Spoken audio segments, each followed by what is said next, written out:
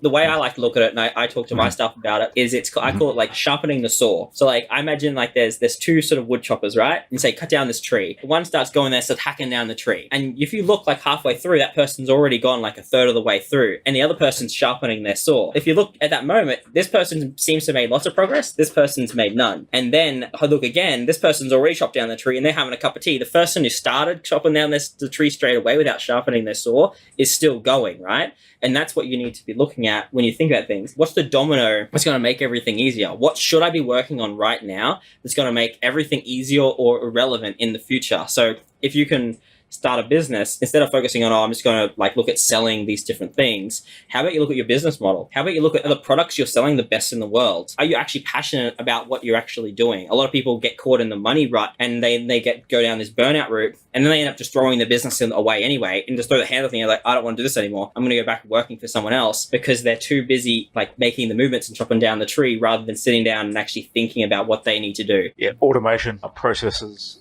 and categories, right? Marketing, sales, what can we do to improve? And working on product. I think that's some of the things you described there, and just thinking about them. I think in business, we can get a little bit stuck in doing, and it's very easy to do when we don't give us enough time to just think.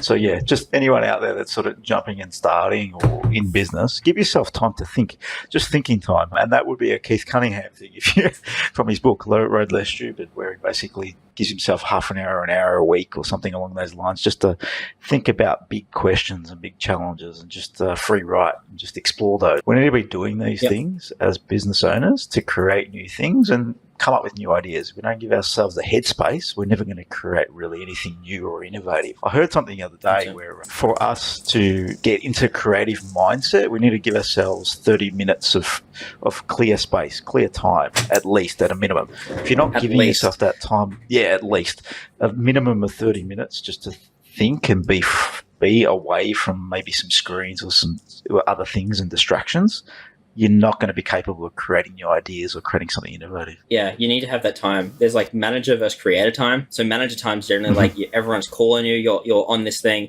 Creator time, you need to separate those bigger blocks. I would even argue 30 minutes is not even close to enough.